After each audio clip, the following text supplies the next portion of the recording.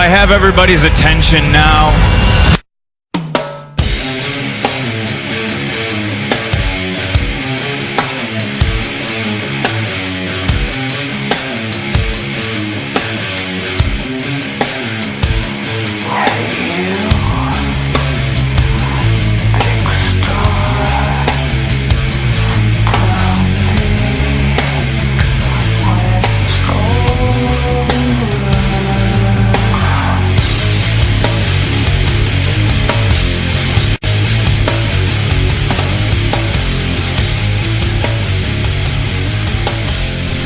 Hey now. Wow, what a freaking week we've had, man. Welcome to the Podcast Express. And thank you to all the new listeners. I think we have over 500 downloads from SoundCloud and YouTube combined. And I checked my SoundCloud stats, and we had our last week's episode was from 152 different countries. We had people listening, so that's awesome. I wonder why that is. I wonder why we had so many listeners left from our last episode. I don't know. Did anything major or out of the ordinary happen in the last week? Yeah, I guess so. So our top story, and I never thought I'd be saying this, our top story of the week is, it's me. All right, so let me go ahead and refresh everybody's memory. If you've been living under a rock, you realize that Baron Corbin on SmackDown this week, he decided to go ahead and cash in his Money in the Bank on Jinder Mahal after Jinder Mahal's match with John Cena. Jinder was laid out from a super FU, or what do they call attitude adjustment? A super attitude adjustment off the top rope.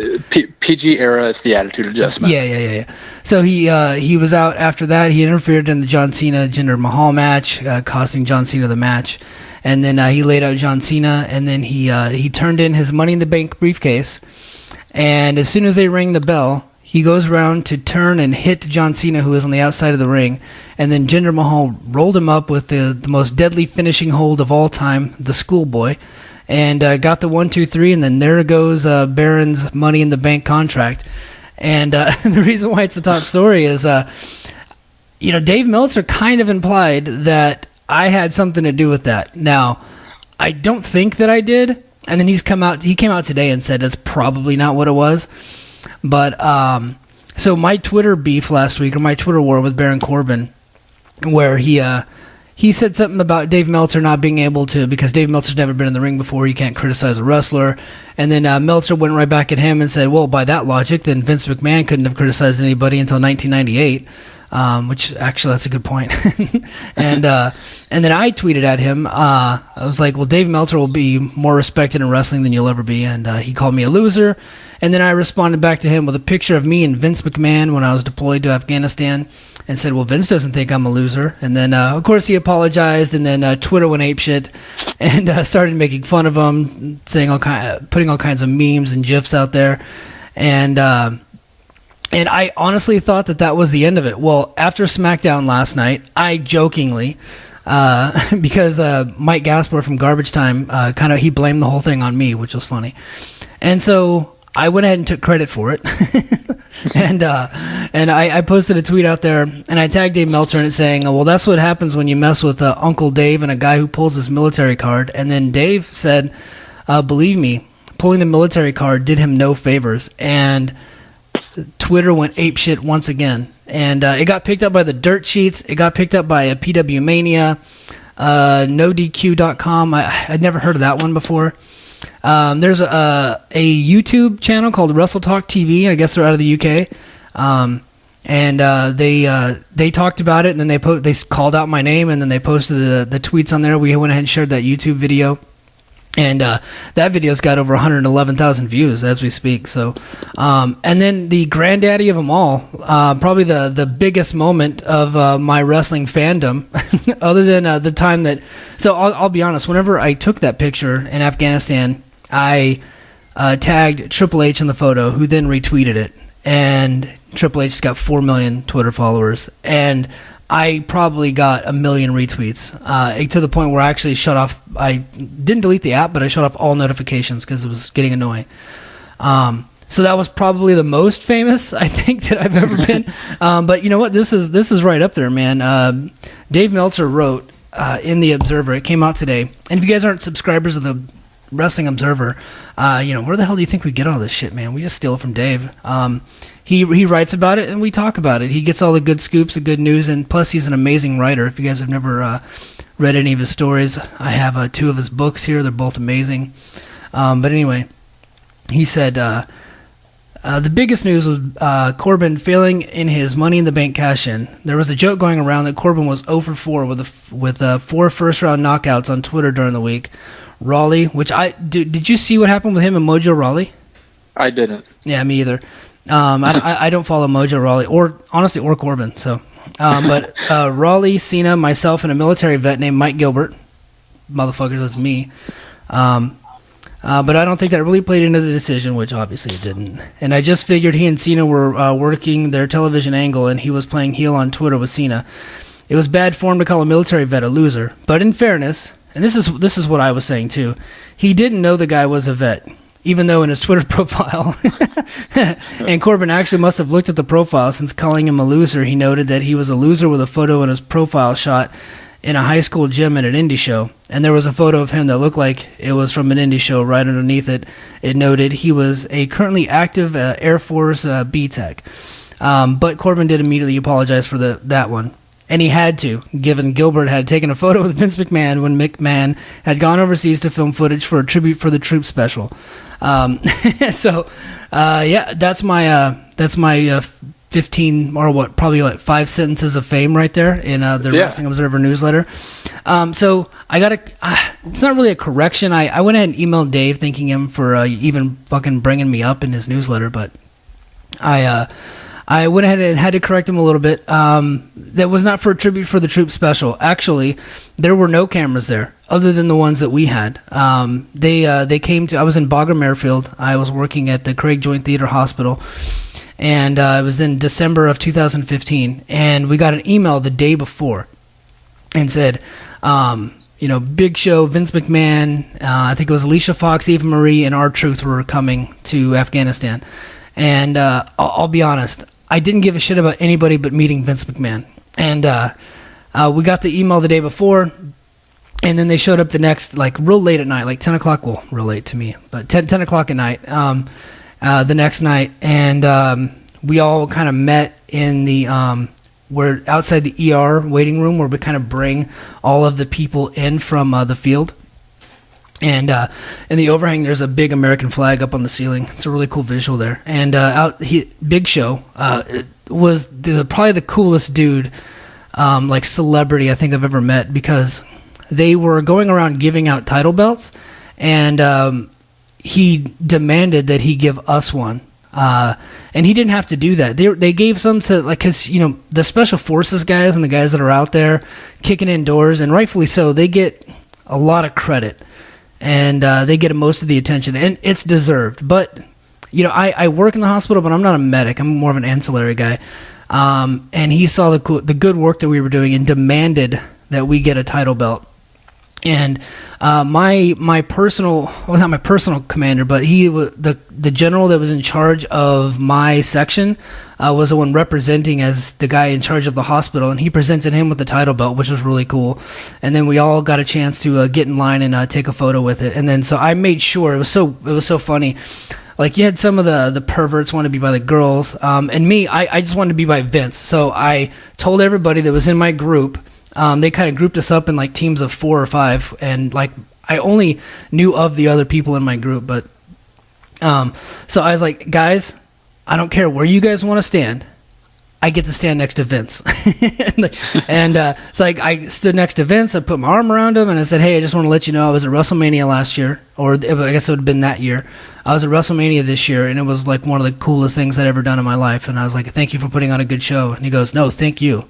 I was like, well, thank you for coming. And he told me it was an honor. So that was really cool. That was a really cool experience. But it was not for a tribute to the Troops special. I'm sure they used some photographs of the whole thing, but they didn't have any cameras with them at all. It was just them. They were coming by to say hi, and they were just totally freaking cool. So I sent him a real nice email to Dave this morning, and just let him know that part, and also let him know that the profile pic was taken at All Pro Wrestling, and it was not at a high school gym, fucking Baron von Douchebag.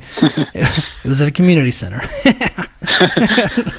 So, little correction on that, but yeah, man, this whole freaking thing blew up, and because of that, we got a lot of listeners, and I hope that they stick around and take a gander at our episode today, man. We got a lot to talk about. So, what is your thoughts on this whole thing? And your big cousin here getting in the Observer.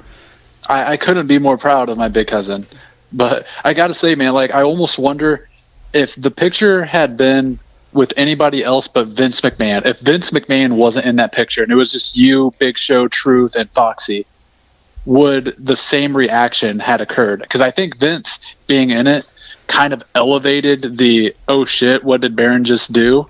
And also we talked about it a little bit. If Baron would have not backpedaled so hard, like obviously like he's got to apologize, but if he would have just been like, thank you for your service, you're still an asshole, I think I would have liked him better for it. Oh, dude, he would have totally gotten me on that, but he totally backed down on the whole thing. Yeah, he should have called me an asshole. I was being an asshole.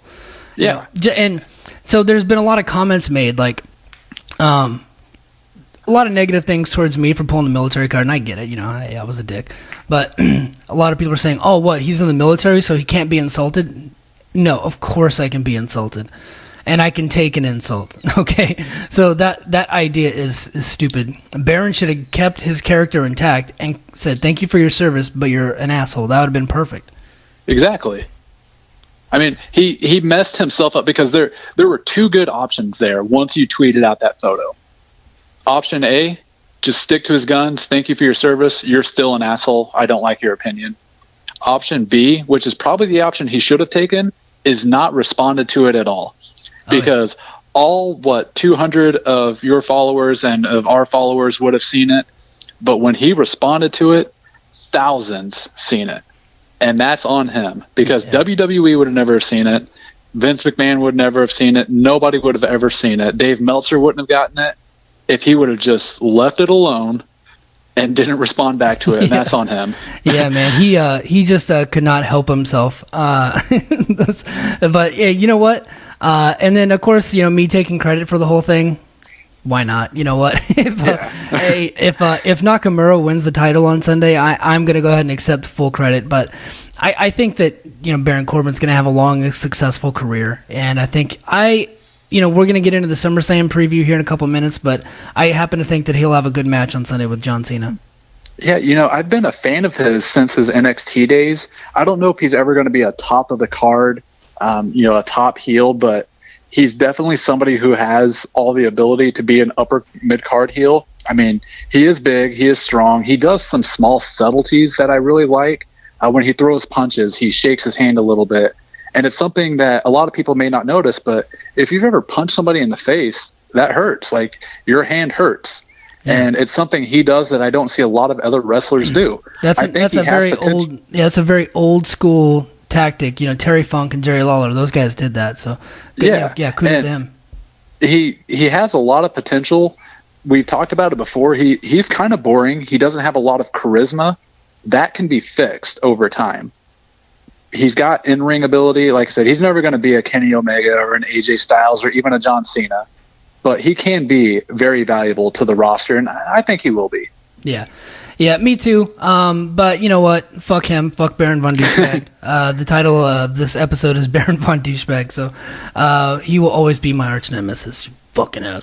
I'm waiting for him to start coming out on a motorcycle and just go full on like Undertaker American Badass gimmick because they have like no idea what to do with him. Right, Lone Wolf. Lone Wolf. What a dumb name. All right. So, me being the top story is kind of silly, and it's a little embarrassing, especially considering my favorite all-time wrestler, Ric Flair, is currently in the hospital. He's not doing too well. I wear his T-shirt like twice a week. In fact, it annoys my wife, and the T-shirt's getting faded now, and I've had it less than a year. But, yeah, man. So news broke over the weekend, and lots of rumors were swirling around and this and that. Well, apparently he went into the hospital. He was having some abdominal pain, and he had to have surgery on his bowels. Gene Oakland had tweeted out that it was his colon, but I guess it was his bowels. I don't know what the difference is. I'm not I don't know anatomy, I guess. So, Yeah, man, it's real sad. He's they had to put him into medically induced coma. I think he's out of that coma, but he's still in critical condition in Atlanta, Georgia, in a hospital. So we obviously send some well wishes and send our thoughts and prayers out to the Nature Boy. As far as I'm concerned, and it's not even close, he's the greatest of all time. If you factor in all the check marks, he's got probably the most charismatic wrestler that there's ever been.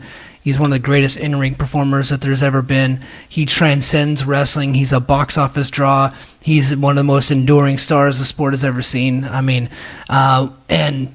quick Ric Flair story.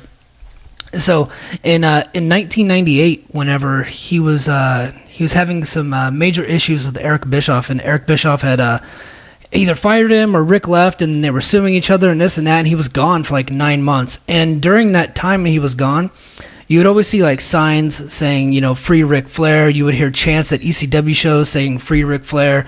It'd be in WWF shows. You'd see signs and there'd be chants all over the place. And during that time, I actually dyed my hair blonde. I was a well-known Ric Flair fan, a Ric Flair mark, and I loved the Four Horsemen. Even though the original Horsemen of the 80s was before my time, but I loved the incarnation of Ric Flair and Brian Pillman, Chris Benoit, and Arn Anderson. I loved that version. And then whenever they were making their comeback in 1998 with Steve McMichael, Dean Malenko, Benoit, and Ric Flair, and then Arn Anderson as the manager, I loved it. I ended up dyeing my hair blonde.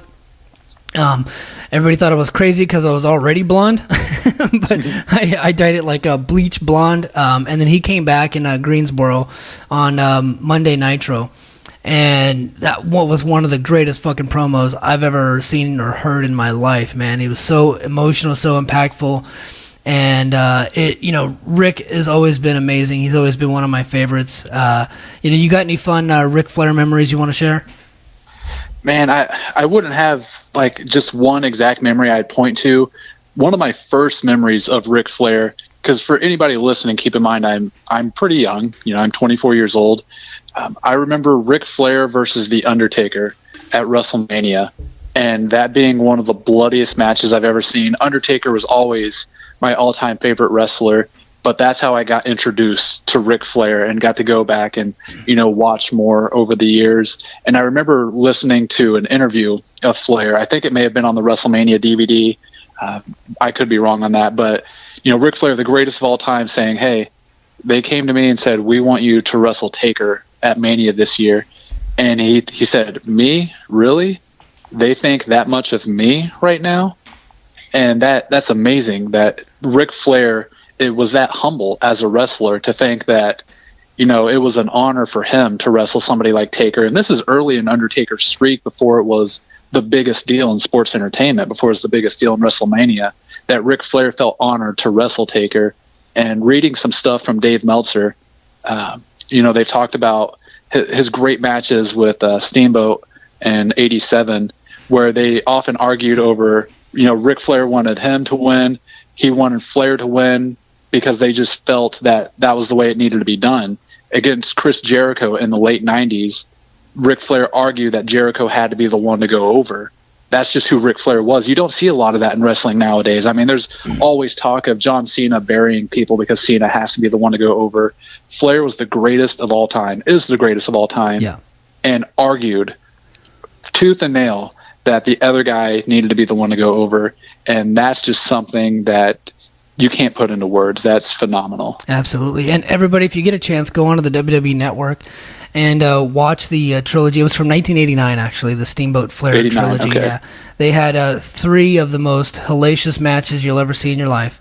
The promos are great, everything leading up to it. And there's actually on the network, there's a really good documentary documenting their long rivalry, because they actually started wrestling each other in the 70s and then in the early 80s. And then Steamboat left to the WWF and had his run with Randy Savage, and he had the Intercontinental title, and he ended up leaving, coming back to the NWA in 1989, and just had one of the greatest 3-match series that you'll ever see in your life. Only topped by recently, I guess, Omega Okada from this year, which, to think, like, to put that into context, no one's ever compared a trilogy of matches to Flair and Steamboat before. So you gotta wonder, like, how great are those freaking matches from 1989?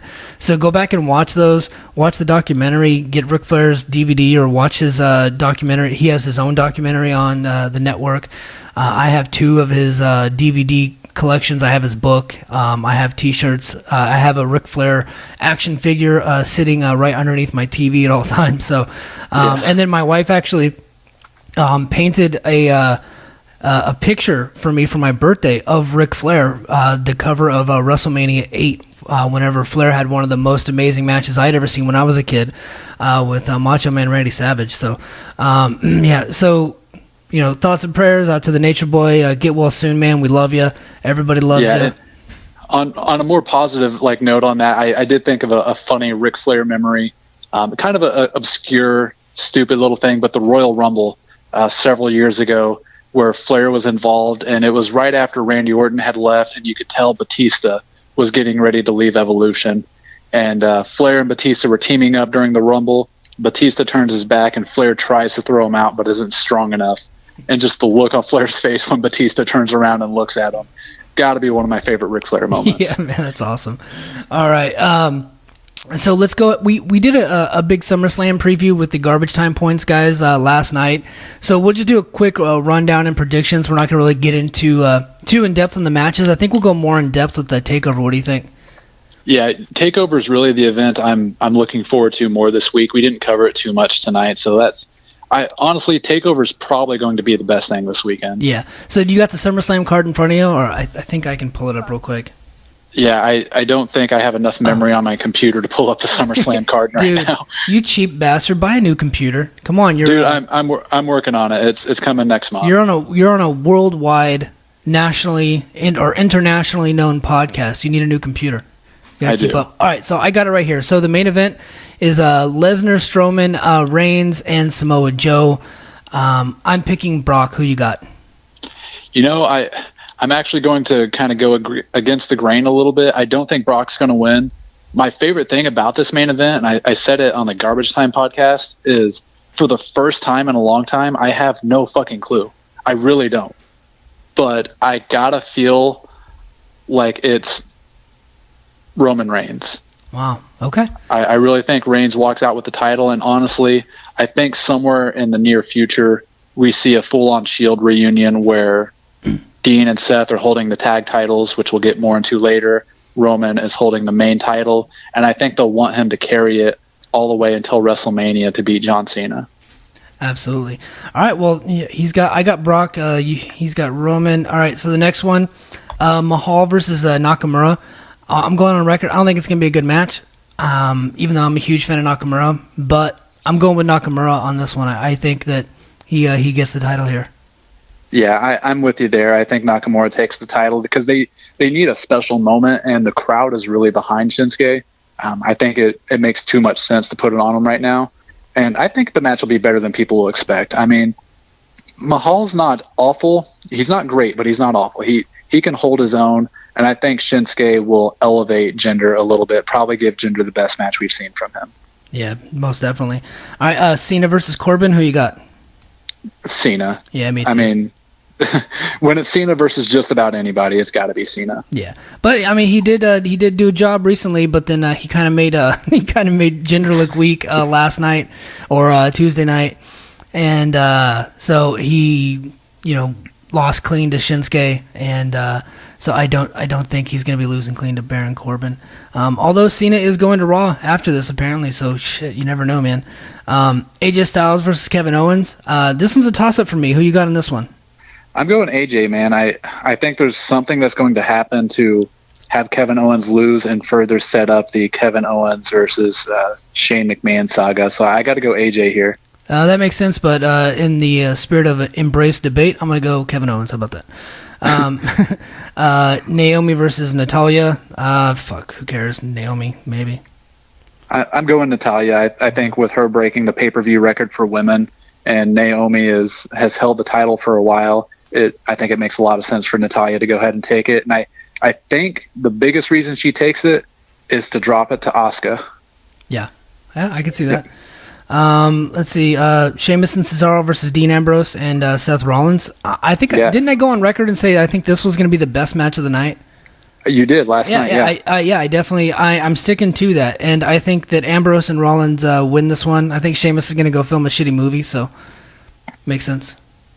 Yeah, and with the way they built up Ambrose and Rollins recently, the crowd's fully behind them.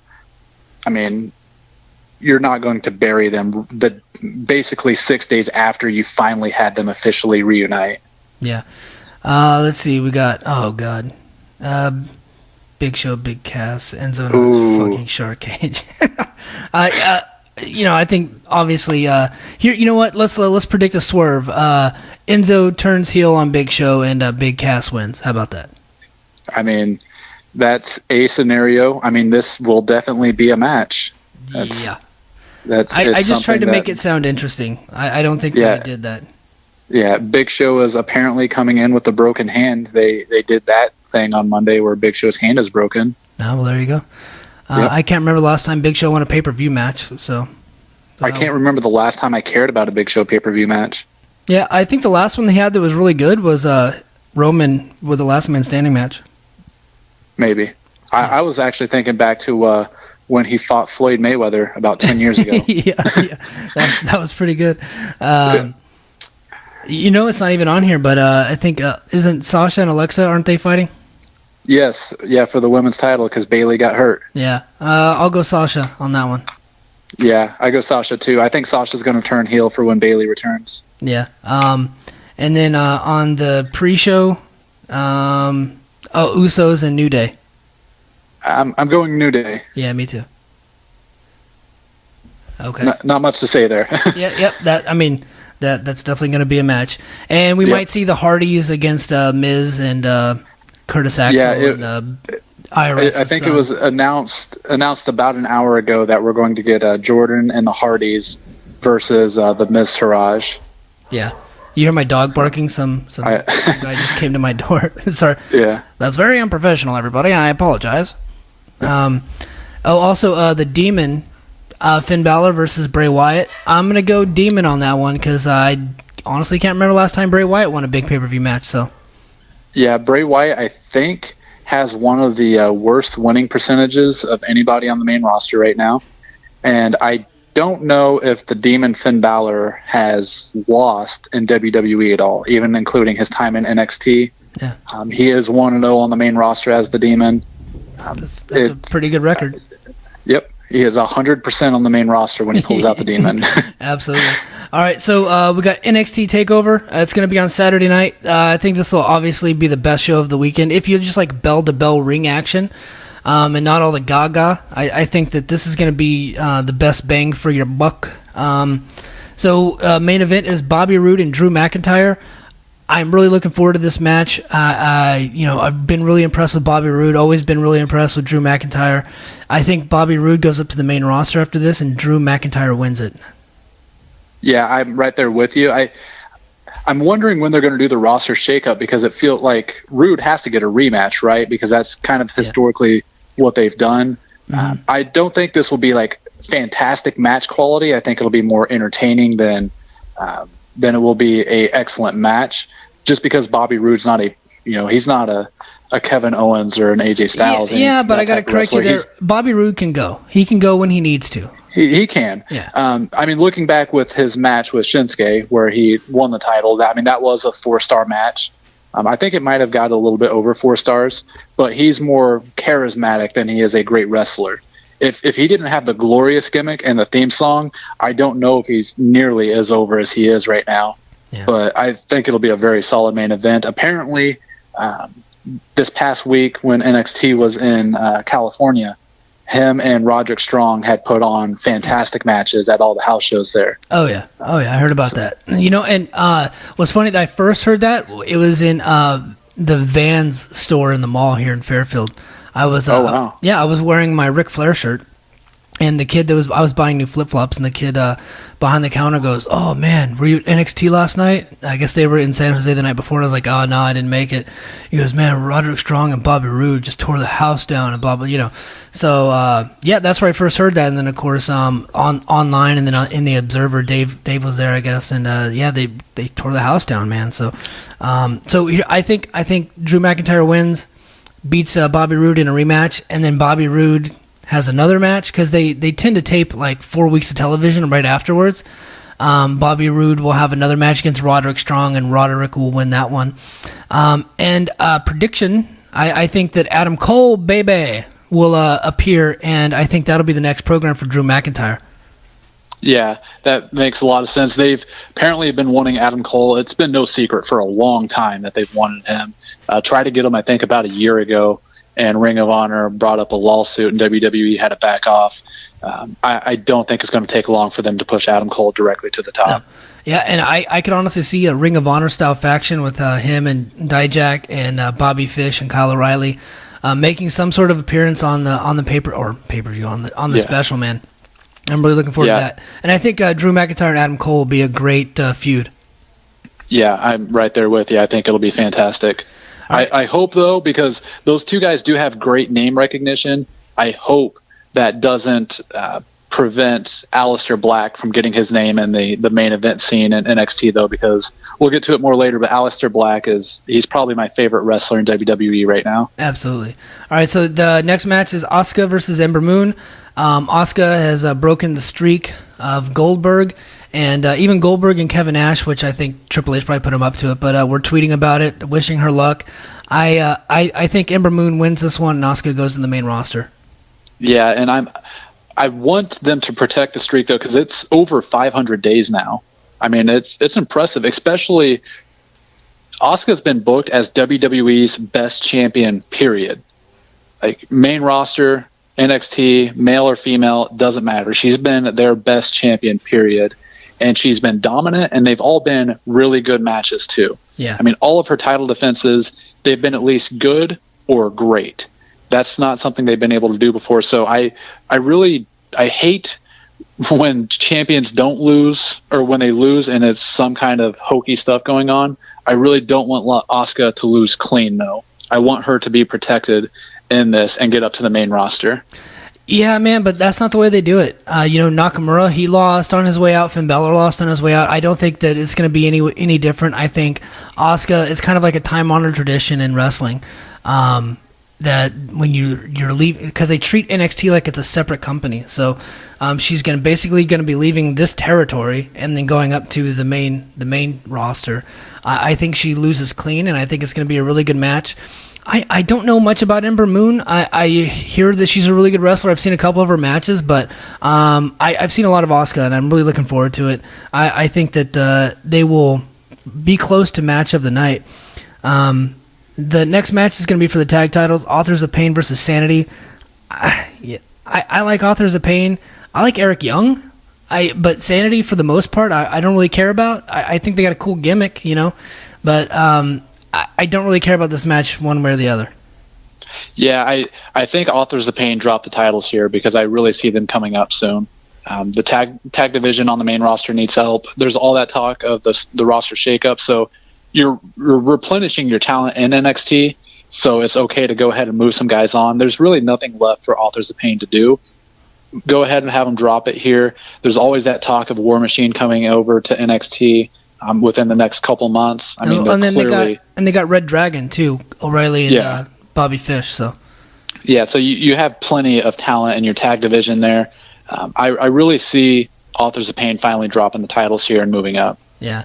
Next match is Aleister Black versus Hideo Itami, and Aleister Black is going to be getting a really big entrance. I guess the band that does the theme song for NXT is probably going to be playing him out. They're called Code Orange. They're kind of a hardcore band, which is what Aleister Black tends to like. So I think this is match of the night. I don't think that anything else comes close. I could be wrong, but I'm a big fan of Aleister Black and Hideo Itami. When he's on, man, there's not many people that are better than he is.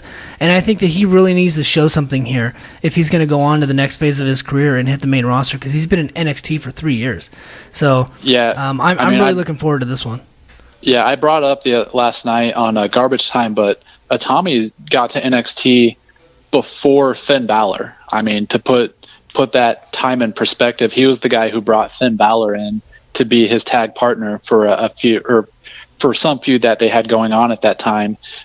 His current run since he's been back and has been the pissed off Hideo Itami, kind of heelish, but hasn't fully gone heel yet, has been fantastic. I mean, his match for the title with Bobby Roode was great. His match with Chris Hero, or was he going by in NXT now? Cassius Ohno. Yeah. Was really good. I really like what Itami's done. And Aleister Black, like I said, he's one of my favorite wrestlers, period, in the world right now. He's been my favorite wrestler in NXT and probably WWE.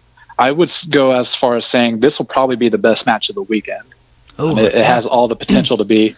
I don't think anything on NXT will come close to it. I really feel like anything on the main roster will have trouble touching it.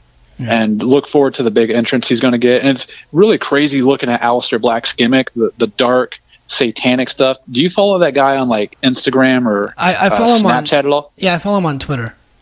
Yeah, well, on like Instagram and Snapchat and stuff, he is like the total opposite of the satanic, quiet guy that like he's posting pictures of his cat and hanging out, watching cartoons and eating cereal. It's really funny seeing that different side of him compared to what we get to see on TV. But I'm really looking forward to that match with Itami.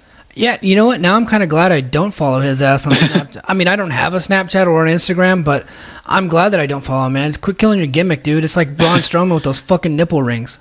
What the hell's that all about? Let's not bring up Braun Strowman's nipple rings again. Right. He's still over with me, man. But every time I see those damn nipple rings, man, I just want to say, dude, what are you thinking? You're a monster. Why do you got your nipples pierced? Yeah. So the next match, Johnny Gargano versus Andrade Cien Almas. This will probably be a really good match too. Both these guys are great, but Andrade Cien Almas, he has not really showed himself to be very good in NXT. He's one of the great stars from Mexico, La Sombra. And since he's been in NXT, he's been a pretty big disappointment. But Johnny Gargano can work his fucking ass off, and I'm really looking forward to this one too. It's just a stacked card, man. If you love, just in-ring wrestling action. Yeah, exactly. And I got to see Cien, one of his first matches in NXT, back in Tulsa when they first went on the road last year in the Midwest. Before he was ever on TV, I got to see him versus No Way Jose. Didn't know who either of those guys were. And this is the great thing about NXT is I had nothing to go off of for either of these guys. I had never seen them wrestle before. And Cien put on a fantastic show. He was better there than any match I've ever seen him on TV. I don't know what's happened to him since then. Maybe it's the way he gets to wrestle on a house show compared to what they have him do on NXT. But the potential is there. He's one of the better Latino wrestlers out there. I hope we get to see it. I've been told the Gargano-Cien matches on the house shows have really tore the house down, so hopefully we get to see that Saturday night. Yeah, absolutely. And that's going to be it for NXT TakeOver, man. So everybody tune in. I'll actually be in Tahoe. So, Joe, you're going to be live tweeting from the podcast account, right? During that show? Yeah, 100%, man. I'll be all weekend. I'll be on the Pod Express on Twitter for SummerSlam and NXT. Okay, cool. Yeah, because I'm not going to be getting home till Sunday night, so I'll be watching everything on a delay. So I'll actually stay off of social media altogether because I don't want any fucking spoilers. G1, man. Did you get a chance to see the last 3 nights of the G1? I'm talking about the main events. It's Hiroshi Tanahashi. So last week I called him Yoshihiro Tanahashi, and I took some heat for it. I even got called a racist. You know what? If I messed up a white guy's name, nobody would call me a racist. But I messed up a Japanese guy's name, so now I'm a racist. But Hiroshi Tanahashi versus Tetsuya Naito. Man, that was a badass match. Did you get a chance to see that? No, I don't. I have it downloaded. The last match I got to watch was the Omega versus Okada. I made sure to fit that one in over the weekend. I plan on watching the final tomorrow night. It's going to be my Friday night. Well, I mean, I'm excited for you, man, because all those matches were great. So I'm pulling it up right now. I want to get to the star ratings for the matches. So Tanahashi and Naito, man, they just put on an absolutely hellacious match. It got a 5-star rating, which obviously very rare, but I guess not that rare for New Japan Pro Wrestling. Yeah. But I think they've had 6 this year that were 5-star or better. Well, and then they had 3 that just over the weekend. So on Friday night. Or on Thursday, Friday night, they had the 5-star match with Tetsuya Naito versus Hiroshi Tanahashi. And then the next night, they had a 6-star match with Kenny Omega and Kazuchika Okada, number 3. And that was the rating that I gave it to. I thought it was equal to their first match. The drama in that match. So to set the stage, going into the finals of the B block in the tournament, Okada was 6-1-1, and Kenny Omega was 6-2. So if Okada could get Kenny Omega to a 30-minute draw, then he would go into the finals to face Naito. So Omega had to absolutely beat him within 30 minutes, which was cool because the last match they had previous to that, they went to a 60-minute draw. And dude, they just went at it bell to bell for 30 minutes. They barely took a break, took amazing bumps, a lot of great moves, lots of drama. I was just glued to the television for 25 minutes or whatever it was in that match, man. It was fucking awesome. Yeah, no, I'm right there with you. 24 minutes and 40 seconds. I did look at the time today. Some very brutal bumps that I want to call it the rock bottom that Omega did. I don't know exactly what the move is called. Uranagi. But yeah, it was violent, man. It looked like he dropped him directly on his neck. And I love the psychology of Omega going back to Okada's neck, throughout the match. There was some instance where Okada was going for the Rainmaker. Omega kicked his arm out and immediately just started throwing slaps and punches at his neck. I loved that's something you don't get to see in WWE. You don't see people attack one area of the body anymore, but they made sure to play that up and just fantastic. Like, they're solidifying themselves as clearly the 2 best wrestlers in the world, and I can't wait to see what I'm assuming will probably be their final big rematch sometime early next year. That was just brilliant wrestling work. And if anybody hasn't watched it, like we always say, XWT is your friend. I got it pretty early on Saturday morning and immediately popped it on. It was just fantastic wrestling. Absolutely, man. I freaking loved it. And then the next day they had Kenny Omega versus Tetsuya Naito in the finals. And they had another hellacious match. It was a rematch from last year's G1. And that's where I really started to get into Kenny Omega.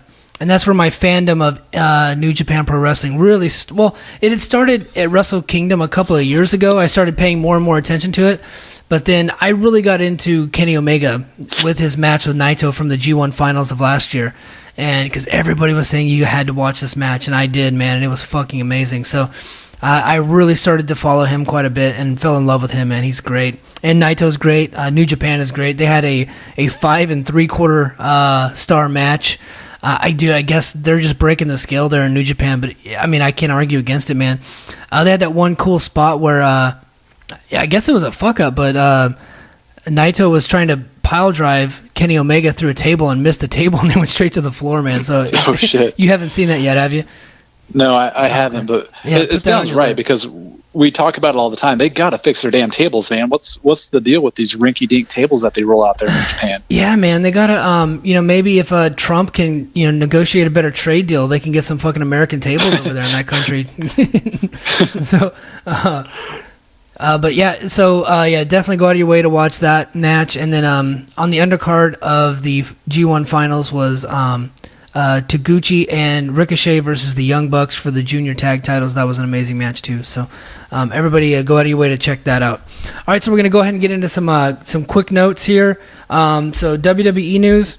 I guess Daniel Bryan's returning to the ring. Nikki Bella did an interview stating basically just that she's going to, or he is going to return to the ring, whether it be for WWE or somebody else. He's been getting a lot of hyperbaric chamber therapy. And it looks like it's basically set in stone now, man. And I'm kind of scared, but I'm excited at the same time. I really hope that the guy he returns to the ring to, I want the return match to be Daniel Bryan versus CM Punk. Yeah. If CM Punk comes back to wrestling, it's probably not going to be for WWE unless they just offer him a shit ton of money. And I'm not talking, $3-4 million. It's probably got to be upwards around 7 or 8, maybe close to 10, which they're not going to do. Right. But CM Punk versus Daniel Bryan in both of their returns to the ring, and with an amazing undercard, if you throw Kenny Omega versus somebody on there and the Young Bucks versus somebody on there, which we're probably talking for Ring of Honor at this point, you could probably sell out Madison Square Garden at that point. Well, but you couldn't get into Madison Square Garden. But if because they have a contract with WWE, so they only do them. But gotcha. If they do it, it'd have to be in Chicago, and CM Punk in Chicago would sell out instantly. Yeah, I mean, again, part of me hopes it doesn't happen. We've talked about the health issues before. It's no secret. The guy has lesions on his brain. He's had multiple seizures, which it sounds like has kind of stopped now. And Bree did say in the full interview that if the doctors clear him, again, what doctors is she referring to? Because as far as I know, there's only one doctor who wouldn't clear him, and that guy's never going to because he's being sued for concussions. But, yeah, I mean, I feel like it's a foregone conclusion. I would hope if he returns to the ring, it's in WWE. I think he would be better protected there because looking at the New Japan style, looking at what Ring of Honor does, they're not going to protect him very well. There's a reason they have great matches. It's because they really beat the shit out of each other and take insane bumps. Yeah. But I feel like it's going to happen. I would like to see Bryan versus Punk. I think that's a huge match, and I think would do a lot of money. Absolutely, man. And you know what? Bryan doesn't care about money. Punk cares about money. So I think that they can make that happen. And if they just promote it themselves, or get Ring of Honor on board and basically take most of the pay on that, they could even do a $20 pay-per-view and charge a high percentage. I think that I'd buy it, absolutely. And I think that everybody that was in the Chicago area would go there.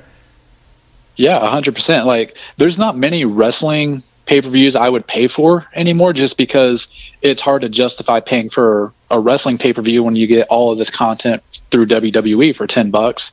But I'd pay $20 or $30 to see Punk and Bryan return to the ring because you're probably going to do a pretty great undercard on that too. Like I said, the Young Bucks would probably be involved in that somehow. They seem to have kept a pretty close relationship with Punk in a way.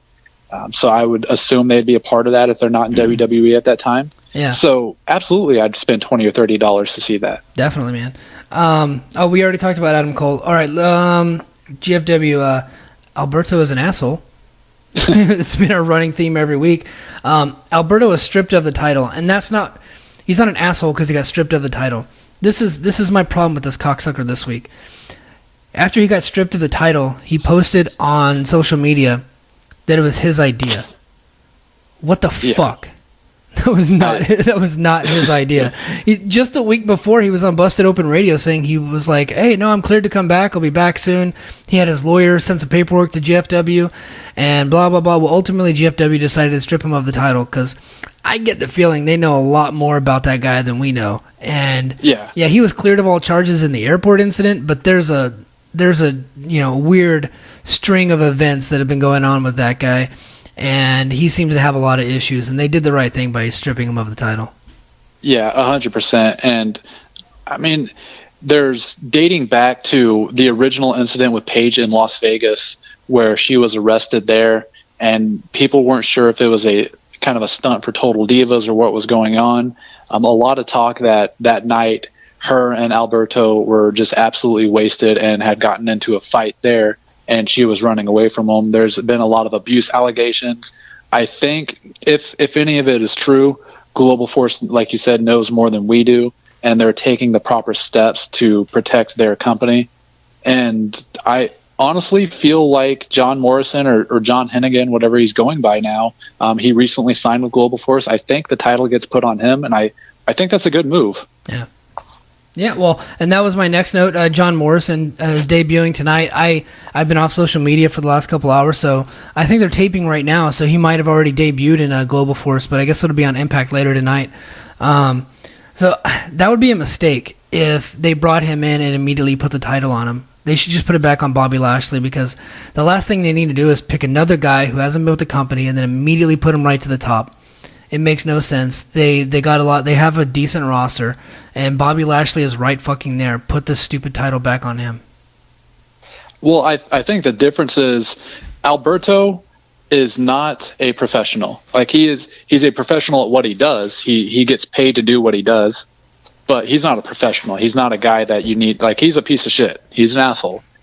Morrison, Hennigan, whatever he goes by now, he is a professional. Like he treats his company well. He is well spoken. He doesn't fuck up a lot. I think he's an okay guy to have the title on. I mean, he holds the title for Lucha Underground, and he has not disgraced them in any way. He's a very entertaining athlete. He's a good wrestler.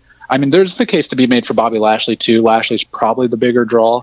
I don't know if they've announced how they're going to crown the new champion, but I wouldn't be disappointed if they did some sort of tournament and if Morrison or Hennigan, whatever he's going by, came out on top. Yeah, and honestly, it's probably already come out what they're doing. We just don't know about it, so apologize for that. Jim Cornette might be returning. That'd be cool. I love Jim Cornette. I could listen to him talk all day. I don't know what he'd be returning as. They don't need another authority figure on that stupid show, but I think that he'd be great as the color commentator. I think that's what they should do. A commentator or some type of backstage interview, anything where he can build people up using his promo skills, I think would be great. Yeah. He's not going to manage anymore because he's not going to take any more bumps. So, and I don't think that having another authority figure would be a good idea. So just him being the color commentator, that guy can tell stories, man. I listen to his podcast twice a week. He's got 2. I listen to them both every week. So, yeah, I'm super excited about that. All right. So Mayweather-McGregor, I was going to put this on Who Gives a Shit, but I guess it's kind of a story. They're using 8-ounce gloves. Now, because it's been a long time since I've given a shit about anything boxing related. I think the last time I really paid attention to a boxing match, I was super young, and it was Lennox Lewis fighting. The regulation gloves are 12 ounce, right? 12 or 14? 10 ounce for lightweights. 10 ounce. Yeah. Okay. So, I mean, the extra 2 ounces, maybe it helps McGregor with his cardio. No, it's gonna make Mayweather even faster than he already is. The whole idea is stupid, and it was illegal to do that, and the Athletic Commission, just because Mayweather wanted it, went ahead and approved it against what the doctors were saying. They're saying it's too dangerous to have 8-ounce gloves at that weight class. But hey, what are you gonna do, man? I mean, they could let McGregor have boulders in his fucking gloves, and and get to wear headgear. He'd still lose that match. Yeah. One interesting note that came out about this fight 4 years ago today. I don't know if you've seen this yet. 4 years ago today, Conor McGregor fought Max Holloway. Do you know how much Conor McGregor earned for that fight? Let me guess. $25,000. $24,000. Oh, I was close. Oh, nice. And I mean, and now he's going to make upwards of maybe close to 6 figures for one fight. So wow. The guy has just skyrocketed over the last 4 years. Yeah, absolutely, man. Some new fight announcements. I guess speaking of McGregor, Tony Ferguson is going to fight Kevin Lee for the fake interim lightweight belt. The date and time to be determined. I guess this could have been on Who Gives a Shit too. So if they're going to do an interim belt, why not put Khabib Nurmagomedov in that spot as opposed to Kevin Lee? I just don't get it. I think the reasoning is, can you trust Khabib to actually make weight?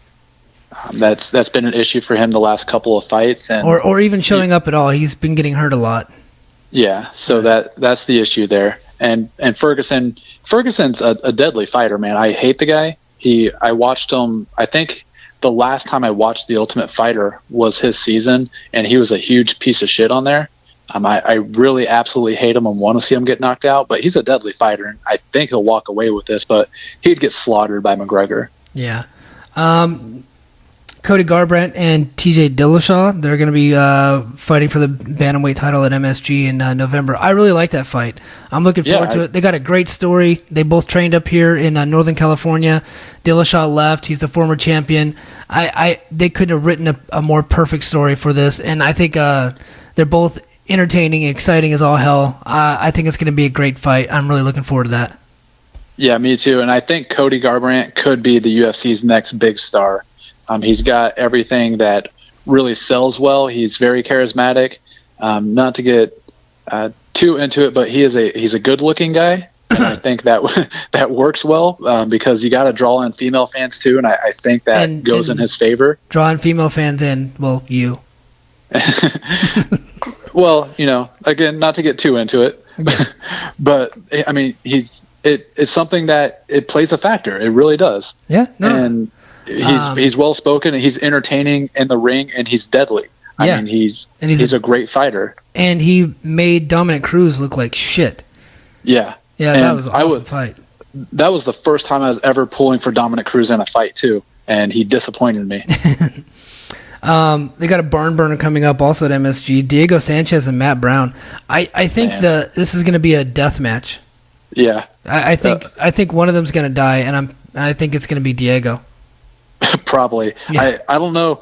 I can never remember who wins a Diego Sanchez fight, but I always know I enjoy him. Like he's one of those fighters you don't give a shit who wins. You just know you're going to be the winner. Yeah, but he's been getting knocked out pretty quickly lately, so that's why I think Matt Brown's gonna he's gonna add to his CTE in that fight. Yeah, and Daniel Bryan has to give a lot of credit to Diego Sanchez, because Diego Sanchez is the first guy I had ever seen do the yes chants. Yeah, well, walking to the ring, and he did yes cartwheels. Did you ever see that gif?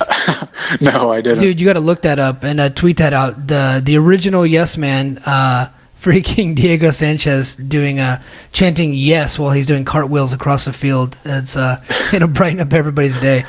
Damn. Yeah, Kelvin Gastelum is going to take on Anderson Silva in Shanghai, I think, in China. So, yes. Yeah. Is that their debut in China? No. Well, yeah, I think that's their mainland debut. They were in Macau, which is kind of an offshoot of China, at a casino.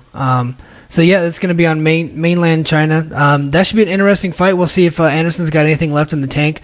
Kelvin Gastelum's on his way up. He just lost recently, but I think that I think he's still a really good fighter, and that should be an interesting fight. I don't know if it'll be a good fight, but it'll be interesting.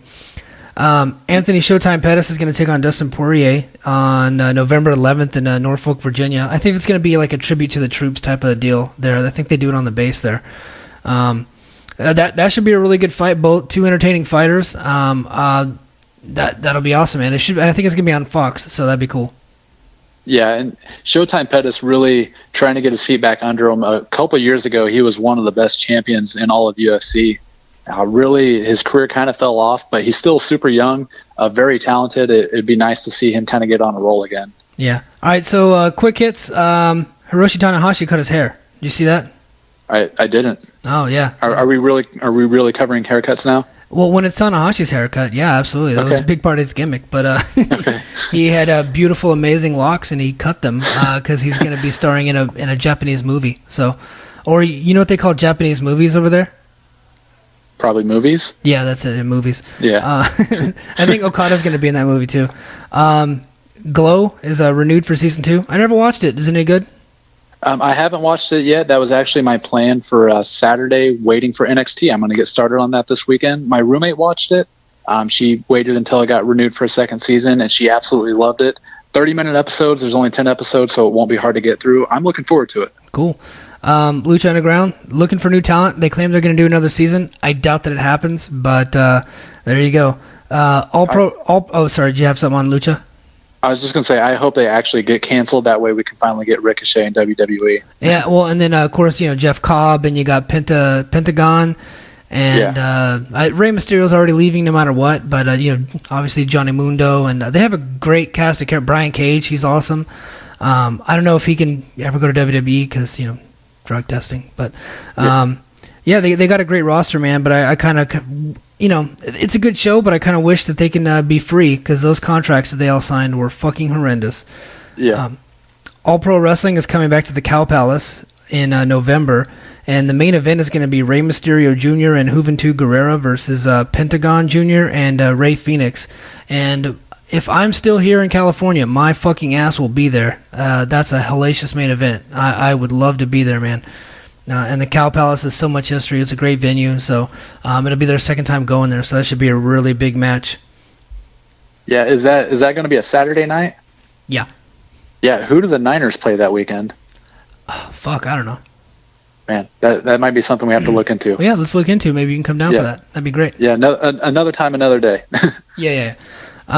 So, a new segment, WTF, and for all you old people, it's what the fuck. So, 2 stories I found. I didn't. They were in the Observer. Let's be honest. But okay, a Korean fighter, a UFC Korean fighter. God, what was his name? I wouldn't even begin to know how to pronounce his name. But he allegedly was paid $87,000. He took a bribe to throw a fight in Korea. Oh, excuse me. He was paid $87,000 to throw a fight in Korea, and he took $43,000 of that money and bet it against his opponent. And when the odds shifted, whenever a lot of money comes onto one fighter, the odds will shift at the sports books. Well, the UFC caught on to that and talked to him about it, and I guess put the fear of God into him, because he went into his fight and won his fucking fight. and he lost that money. So, and I guess he got in a lot of trouble for that. So, he bet on his opponent and then beat him.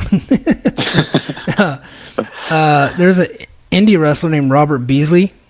He got arrested for having sex in public with his ex-wife. Hey, nothing wrong with that. I've got nothing bad to say. As long as he wasn't near like a playground or a school or something, I've got no complaints there. Yeah, I think lesson for everybody: don't do that and stay away from your exes, I guess. You know what? I have another WTF.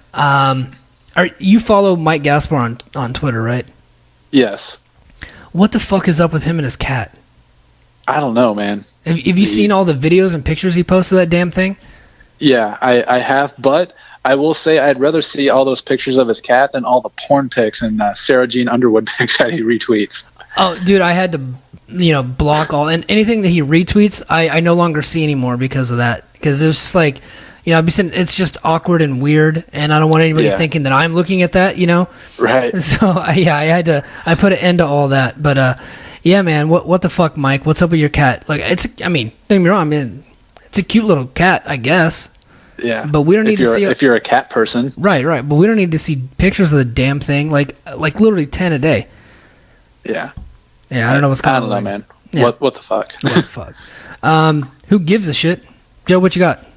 My who gives a shit is Global Forces unveiling their new title belts. And I really could care less. Like, make your title mean something first and then get a new title belt. But this is like their third title in the last year. So really, who gives a shit there? Yeah, and my who gives a shit of the week is Darren Young returning to the ring. Sorry, I didn't know he was gone. My bad. Yeah. Well, I don't think it's any secret that over the last couple months, Raw has been better. Darren Young's been gone. I'm not saying there's a direct correlation, but I'm also not saying it. Right. There might be something to that. Yeah. Yeah, who knows, man. So we told you guys last week we're going to be covering, each week we'll be covering a Wrestling Observer Match of the Year, starting from 1980. And this week's Match of the Year you can find on our YouTube page. And we posted it, and WWE graciously copyrighted that motherfucker. And but they have agreed to let us keep it, and they will just monetize it. It sucks to be them. It's only got like 40 views, so I doubt you get any money off of that. But if you feel like supporting WWE, go ahead and click on the link. We've tweeted it out a bunch of times. Go to our YouTube page and please subscribe. But the Wrestling Observer Match of the Year 1980 was Bob Backlund, the WWF champion, versus the Intercontinental champion KenPatera in a Texas Death Match. Joe, did you get a chance to watch this match? Man, I watched like the first part of it. I haven't got to finish it yet, but it's some badass old school wrestling. So what the fuck are we doing here then? Why are we? I did not know that you did not watch the match. Why are we reviewing it? Well, because you're going to give us a great breakdown of it, are you not? Yeah, I guess I will. With no help from you, cocksucker. So, a little bit of context for all you people out there that think Bob Backlund is just some weird old crazy guy who managed Darren Young on WWE Main Event. Well, he was actually the WWF champion for 5 years. He from 1978 to like 1983, I think. And he was a huge star. He sold out Madison Square Garden tons and tons of times. He was the main guy for a long time there. And KenPatera, he was also a huge star. He actually trained with Ric Flair in the Iron Sheik in 1973 in Vern Gagne's camp. I think Ricky Steamboat was a part of that camp too. And Vern Gagne, the old AWA promoter, was a really, really great wrestling trainer. And he really turned out a bunch of huge stars. And KenPatera was one of those stars. He was also an Olympic weightlifting champion back in the day.